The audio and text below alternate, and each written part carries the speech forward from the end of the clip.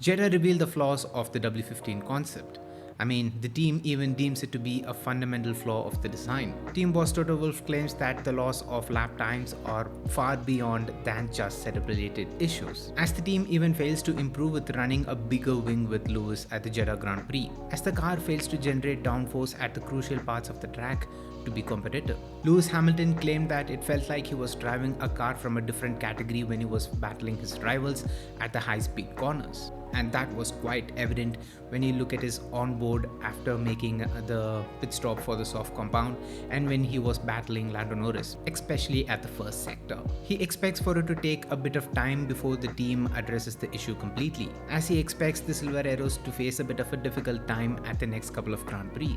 Team boss Toto Wolff claims that the team is already on the case, reading and analyzing through the data gathered from the weekend to make sure that they come up with a fix heading into the Melbourne Grand Prix. He expects the team to fix the issue with the W15 quicker so that they don't have to play catch up again like how they've been doing for the past 2 years. Mercedes is in a bit of a tight spot, as this has been their third consecutive year where they've been struggling to get on top of this regulation. Mercedes really need to dial in this concept for the 2025 season, as 2025 will be the final year for this set regulation before we head into the next major regulation change, which hopefully would bring the grid a lot closer and will change the performance hierarchy. Teams like McLaren, Ferrari and Aston Martin seem to have ironed out their concept, and they seem to have a pretty solid platform to work on. So these teams will face less distraction in their 2026 project compared to Mercedes. So it's important for Mercedes to set their priorities straight. I still believe that the W15 is a much better concept than its predecessors, but I also feel like Mercedes should have committed to this design change in 2023 itself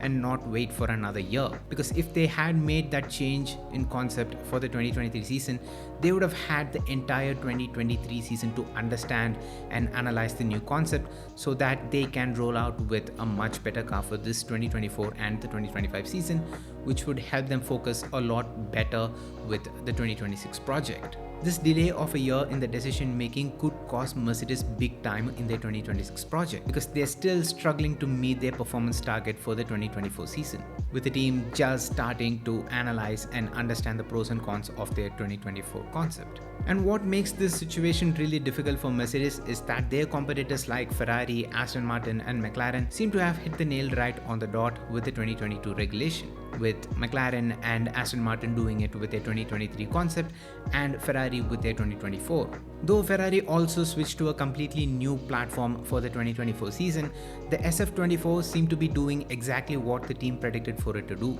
which is not the case with the Mercedes. Ferrari has been the clear second fastest car on the first 2 rounds of the 2024 season, with Ferrari claiming the last podium place in the first 2 Grand Prix. Though it's still too early into the season for us to judge the concepts of the cars, Ferrari seem to have done their research and development better than Mercedes. They've clearly fixed the issues of their old concept. The race pace of the Ferrari is much better, and so is the tire degradation. The car seems to be a whole lot more stable and predictable heading into the corner, which helps their drivers to push the car through the corners. What is also great to see is that they've done it in a way in which they have not compromised on the strengths of their old concept, which is their 1 lap pace. Mercedes, in contrast, seem to have retained some of their old concept's flaws, like its weak high-speed cornering ability. However, George Russell does find the W15 to be much better to drive than its predecessors, which I guess is the only positive we can take away from this, that the team has solved the issues that the drivers were facing with the rear end of the car with the W13 and W14. I'm curious to see how Mercedes is going to perform in Melbourne. I mean, though it's a street circuit, it still has a lot of medium to high-speed corners, so I'm curious to see if the team has found a fix, to see if the team has made any improvement to their car like how their team boss had claimed. So far, the teams that seem to have a clear vision of their concept seems to be Red Bull, Ferrari, McLaren and Aston Martin. Though Mercedes is in a bit of a struggling phase right now, I do expect them to fix the issues of their concept midway through the season, like let's say 7 to 8 rounds into the season. and let's see if the W15's concept is what's gonna make Mercedes again a race winner. But Mercedes do have to troubleshoot all the issues of the W15 as soon as possible so that they have a stable platform to build and improve upon for the rest of the year and also for the 2025 season, so that the Brackley outfit can fully focus on the 2026 project so that they can start the new regulation on a high.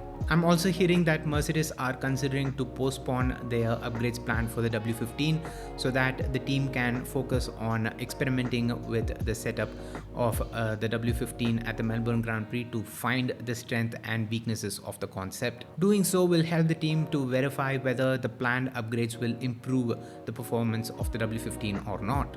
So this is a bit of a crucial phase for Mercedes into the season. So let's see what they do and let's see how they perform in Melbourne. So with that being said, let me know down in the comments on what is your thoughts on Mercedes' W15 concept. How do you think they performed in Jeddah, and how do you think they'd perform in the Melbourne Grand Prix and for the future races in the 2024 season? Do you think they'll fix the issues that they found with the W15? Let me know down in the comments.